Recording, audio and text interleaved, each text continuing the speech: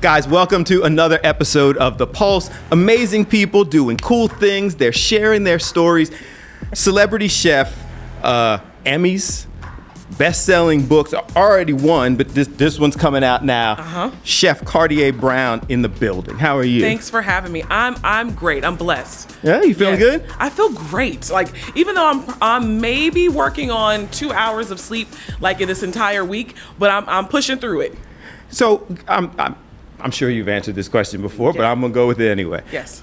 Kardea Brown. Yes. That's your government name? That's my government name. Because that's a celebrity name. You know what? Maybe my mother knew something. She always jokes around with me because before I was born, she went to a movie or a Broadway play. I always get confused, but it was an actress in I think it was a movie, and her name was Kardea in the movie, and she said if I ever have a girl, this was like 2 years prior for me being conceived, and she's like, I'm going to name my daughter Kardea, but it was spelled differently, so I guess she was being creative and came up with the spelling, and she had a girl and she named me Kardea. It's an interesting story how you got into this. It's cultural, it's cooking. Walk us through the early years of Celebrity Chef. Oh my goodness. So my background is in social services. So when I got out of college, I started working for this company called Georgia Mentor as a child placement service agent.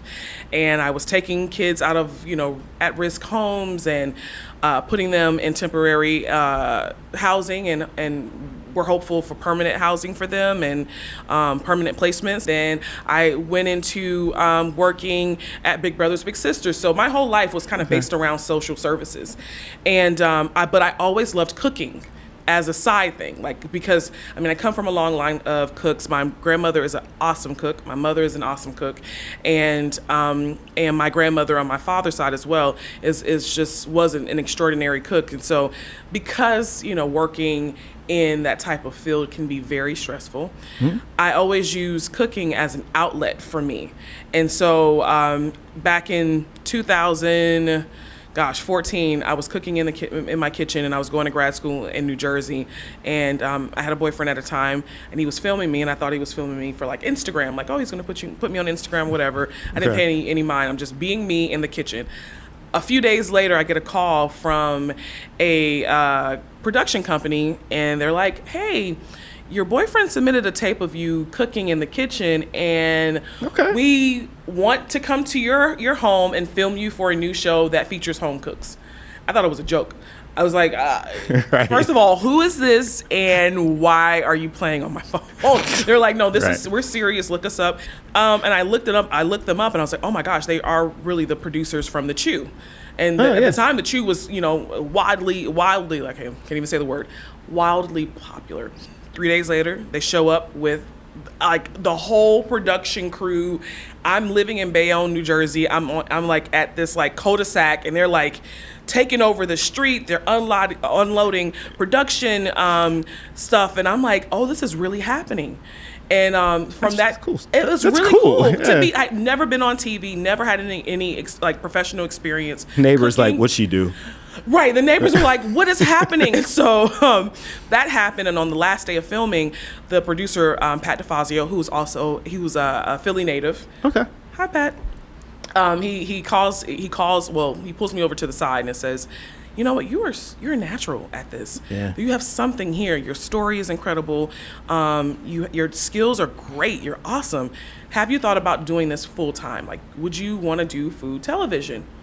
It's like, okay, this is fun, Pat. This is out of the norm, but I got to go back to my job on Monday. I only have 3 days off, and I took those days, and I can't do this again. And he's like, well, if you want, I want to fly you down to Savannah, film a sizzle reel, and I want to pitch you to the network. I think you have a shot at this. And the pilot aired, but the show didn't get picked up for a full season. But Food Network and Cooking Channel saw the show and was like, oh my gosh, she is awesome. Bring her in. So we did the sizzle reel. We go in, and I'm sitting at this table with all these big executives coming. Mind you, I'm coming from working in social services, so this is very intimidating for me. But I'm here. Yes. And we're talking. They play the sizzle reel, and they're like, "Oh, this is great. You're awesome. We love you, but you're kind of green. You've never done food television before." You called me. Right. I was at home. You're right. I was just business. minding. Guys called me like, I'm here because I thought you wanted to give me something, but never mind. So they were like, we love you, but honestly, we can't pitch you and give you a show, a standalone show of your own when you are still kind of in social work and you only cook part-time. And I was like, okay. I didn't hear the no. I heard no, not right now, because there's no way, and I have a very strong faith, and I'm a believer, and I think that there's no way that God would bring me this far and show me this vision and it not come to fruition. So, and even if it's not right now, then it's going to have to happen because I'm here for a reason. So I was like, okay. No worries. So I leave the meeting and I go put in my 2 weeks notice at work. Oh, you quit? I'll quit. I told them like, hey, I appreciate the time that I've spent here, but I think my life is like pushing me in a different direction. Good for you. So put my 2 weeks in and I didn't have a plan. I was like, okay, they want me to hone in on my skills, become a authoritative figure in cooking. I got to figure out how I do that. I know I didn't want to work in a restaurant. Way too clumsy. I'm just a nervous wreck sometimes, so I'm like, I can't do restaurants. What can I do? So in the time, I just sold all my belongings that I had in New Jersey, and I moved back down south because my family was like, listen, if this is what you want to do, we'll support you. But you got to come home to do that because we can't support you from there. And so I moved back down home, took the Amtrak train, and on the train, I was like, okay, Kardea, what can you do that can, give you the experience you need? Authority. Yes. Yeah. So I created a supper club. Next, she's got a unique Gullah background, and it definitely influences her cooking style. We are direct descendants of West African enslaved people, and so a lot of our foods is closely related to West Africa. So I created this supper club where I pop up at different like Airbnbs and like friends' homes, and I created this like 4-course dinner experience where it involved like storytelling, and it featured the type of food that I grew up eating in the Gullah area, and it became super popular. So pause right there for a second, because the story's already unique, but your family background and when your style of cooking and your family background and those stories was unique and connected to the Gullah culture, Gullah Islands. That's where your family's from. Yes. Mm-hmm. Okay. Now, for people who don't know, it's a soul food. It's a special type of... It's a special type of food. We are direct descendants of West African enslaved people. And so a lot of our foods is closely related to West Africa. Like we have a lot of one pot dishes, a lot of rice dishes because we're like the rice country. Because slaves were taken over, taken, of course, against their will, from West Africa to the Americas, in particular the southeastern region of the U.S., to cultivate the grain rice, because the colonizers knew that these people had a vast knowledge of how to cultivate the grain rice. So they brought them over, and the region was very similar to the region in West Africa. And so they were growing the grains, rice, and everything. And then during the time, the slave owners got sick. There was all type of, famine and sickness and things like that. And so a lot of them died off or left. And so the land was left to the West African enslaved people. So they lived in isolation for many, many years. And so that's why they were able to keep much of their language, keep much of their food, because it was untouched for so long. And to this day, a lot of our Gullah traditions still are very much alive. Like my family is from the Sea Islands, where those enslaved people lived and thrived. And so I am like really connected to the land and to the people because of that. I mean, you were already unique. Like we can all see, and Thank you. I don't think this happened since you've been on TV, but we can all see that you're comfortable telling the stories. Yes. And kind of expressing yourself. Yes. But kind of here's my expertise, my niche. My story was just going back to your background. It was just really going back to my roots, and just because it was so different from what anybody had ever heard of. And I think using that kind of gave me my foundation and my platform, because I had something so unique and so different to offer. And I think people were genuinely interested in the culture and the food. And so they kept their word, though. So you went back and did this. I did. And a few years went by and I didn't hear anything. It was very quiet. I did like little appearances here and there on like I did a show called Cooks versus Cons. I did Chopped Chopped Junior as a judge, and I did, I was on Nancy Fuller's shows, Farmhouse Rules. So I did little appearances to get me more comfortable with being on TV. So they kept in touch. But they didn't put you on payroll. No. Oh, not at all. Right. Okay. Not at all. It took a few years before that happened, and then I got a call from the same producer that worked on that show that weekend, Pat DeFazio, and he called me and he said, Kardea, I think this is 2018 at this time, so 3 years have passed, and Pat calls me and says, the network is going through some changes. There's a lot of things happening. There's a shift, and I feel it in my spirit, and I think it's time for us to repitch you one more time. Ooh. And at the time, I'm working, not only am I doing my supper club, but I'm also working at a catering company. I'm not ashamed to say this. I was making $7.25 an hour doing this. But I knew, I went from a career in social services and a salary to working a part-time job so I could, have the flexibility of learning, food and being in that industry, but I was struggling. And you were on TV. And I was on TV, but no one knew. Periodically. You were on TV. And when you're on TV, people think you have money.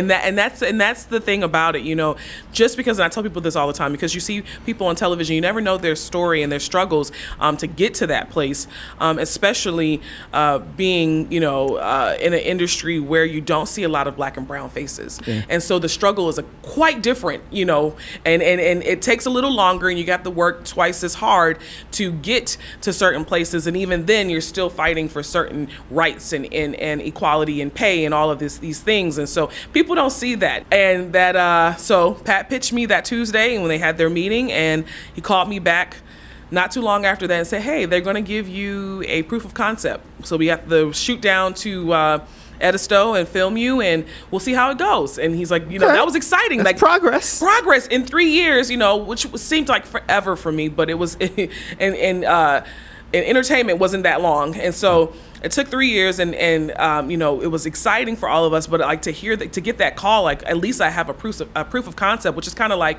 a pilot, but it's much shorter than a pilot. Right. And we shot it on Edisto Island at my family's estate, and then we sent it back to the network, and they were like, wow, this is awesome. Coming up, it's clearly been a journey, but it's one that she loves every day. Do you still love it? I do. You seem like you just love what you do. I mean, I love cooking, and I love the interactions with people, and I love being able to preserve my cultures. We shot the rest of the remaining of the season, and Delicious Miss Brown premiered to the world July 19th, 2019. And aired for 10 more seasons. Okay. All right. And all the while doing, you kind of jump in on all the different shows, because I've seen you on all the shows. So apparently when you get a contract, it says you gonna work. Yes. Oh, they definitely put you to work. Yeah. And so they signed with our contract. Oh, okay. Yeah. You go to 4 a.m. to 4 p.m. to 11 p.m. You want to be here, we're going to make you be How here. How bad you want to be here. Exactly. Do you still love it? I do. You seem like you just love what you do. I mean, I love cooking, and I love the interactions with people, and I love being able to preserve my culture. So I know there was a time when I did not like what I did so much. And so having the opportunity to wake up and cook and interact with people and travel and be here is a dream come true for me. So I will always appreciate it. So a couple of Emmys. Yes. The show continues on, continuing to get to share your story, your culture, your experience.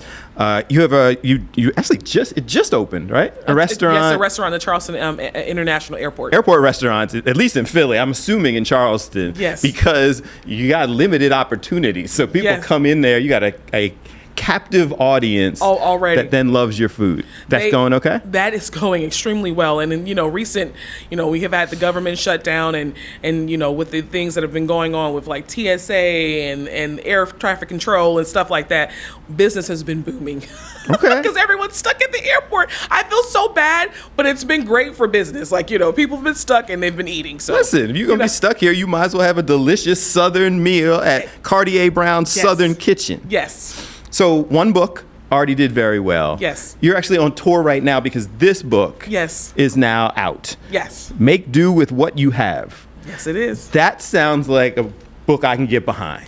It is so like the recipes I are open the straightforward. first page I open and it's biscuits. It's biscuits and See? it's a cobbler. Taking this home. Yes, you have to. Like it's so, the food is so approachable, and it's like just a continuation of how I grew up, the show, everything. It is just like the best book for beginners, advanced cooks, anyone can relate to this book, because it's really all about looking in your refrigerator, looking in your pantry, and just being resourceful.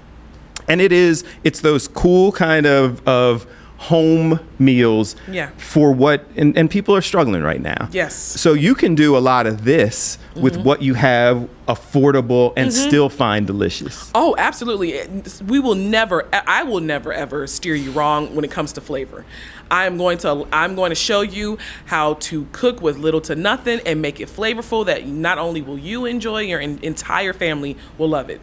And you also, because of that commitment, your culture, your background, and you said you wanted to still be able to share that message, your social work background. Yes.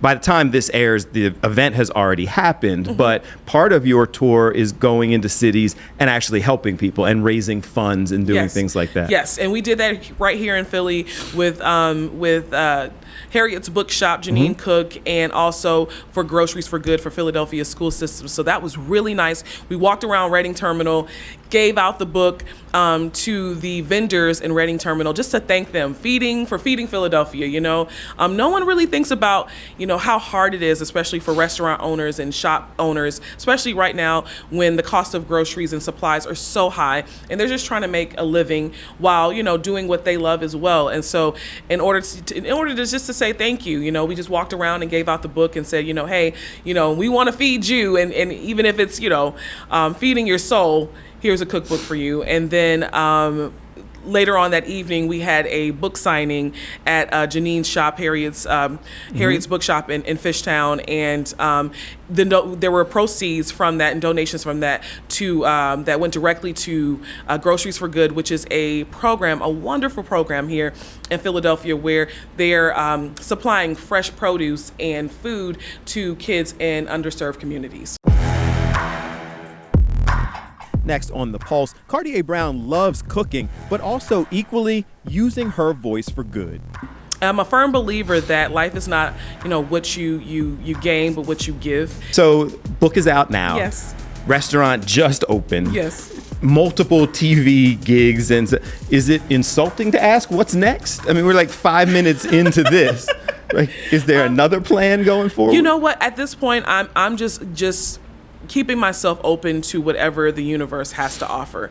I don't want to pinpoint anything. I don't want to, exclude myself from any other blessing that I may not be aware of. So I am just open. I don't know what the world or life has to offer me right now, but I'm thankful for it in advance. The theme of this show is how you're using your voice for good and doing positive things. So we ask everybody, what does that phrase, use your voice for good, mean to you?